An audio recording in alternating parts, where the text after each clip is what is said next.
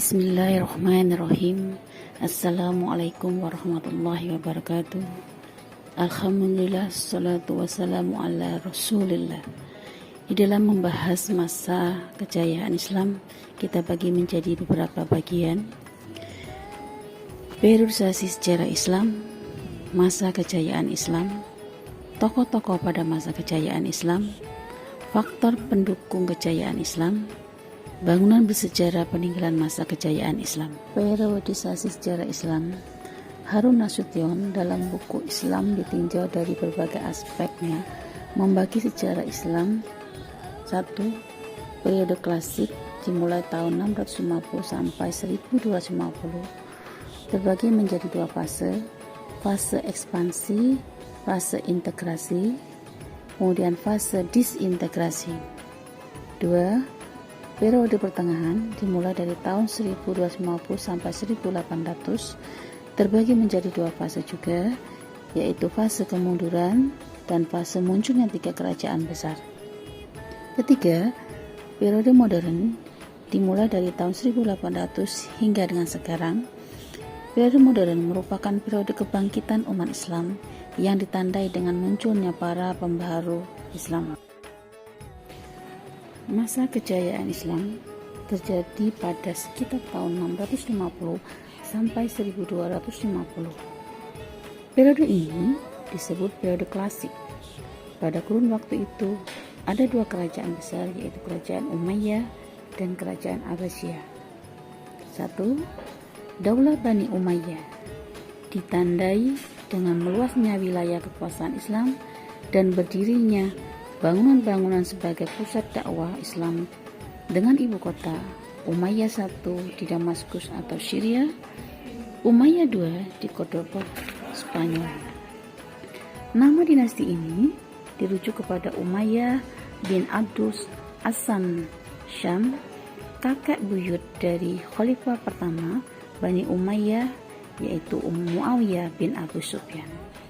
2. Daulah Bani Abbasiyah ditandai dengan pesatnya perkembangan ilmu pengetahuan dengan ibu kota Baghdad atau Irak. Bani Abbasiyah dirujuk kepada keturunan dari paman Nabi Muhammad yang termuda, yaitu paman Nabi Muhammad yang termuda Abbas bin Abdul Muttalib, khalifah pertamanya Khalifah Abu Abbas al-Saffah. Tokoh-tokoh masa kejayaan Islam. Di masa ini bermunculan tokoh-tokoh Islam yang memiliki semangat berijtihad dan mengembangkan berbagai ilmu pengetahuan. Yang pertama, di bidang filsafat ada Al-Kindi, Al-Farabi, Ibnu Rus, Al-Ghazali, Ibnu Sina, yang disebut juga seorang dokter. 2. Di bidang kedokteran ada Jabir bin Hayyin, disebut juga dengan bapak kimia, Hunain bin Ishaq atau ahli mata, Ibnu Sina, bapak kedokteran modern, Ar-Razi, ahli campak dan cacar. 3. Bidang matematika, Umar al-Faruqan, arsitek kota Baghdad, Al-Khawarizmi, penemu aljabar. 4. Bidang astronomi, ada Al-Farazi atau penemu astrolog. 5. Bidang fikih, Imam Abu Hanifah, Imam Malik bin Anas, Imam Syafi'i, Imam Hambali.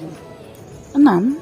Bidang tasawuf, ada Hasan al-Basri, Rabia Adawiyah, Imam al-Ghazali. Yang ketujuh, bidang tafsir, Abdullah bin Abbas, Abdullah bin Mas'ud, Sa'id bin Jabir. Yang 8. Bidang hadis, Imam Bukhari, Imam Muslim, Ibnu Majah, Abu Dawud, At-Tirmidzi, dan lain-lain.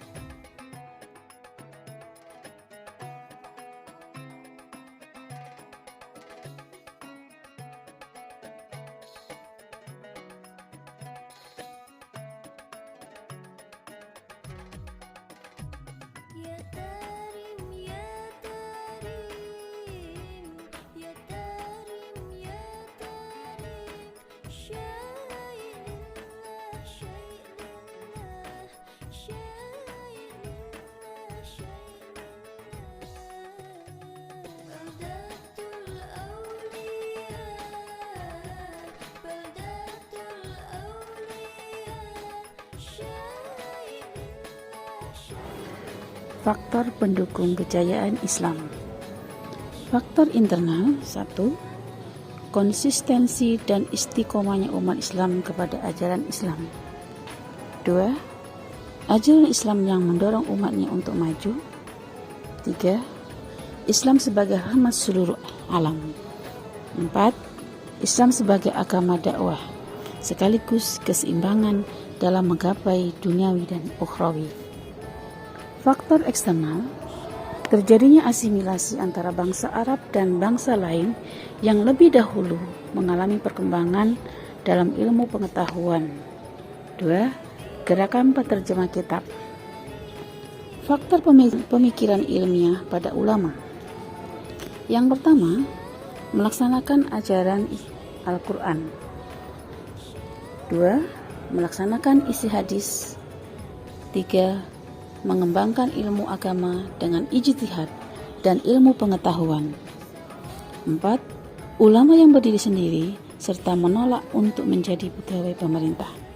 Peninggalan sejarah Daulah Umayyah. Masjid Agung Umayyah di Damaskus, Suriah. Dome of the Rock, Masjid Kuba Batu di Yerusalem, Palestina. Istana Hamra di Granada, Spanyol. Peninggalan sejarah Daulah Abbasiyah. 1. Gambar bekas Istana Daulah Abbasiyah di Baghdad. Al-Mustansiriyah, universitas tertua peninggalan dinasti Abbasiyah di Irak. Masjid Samara terletak di Samara, Irak.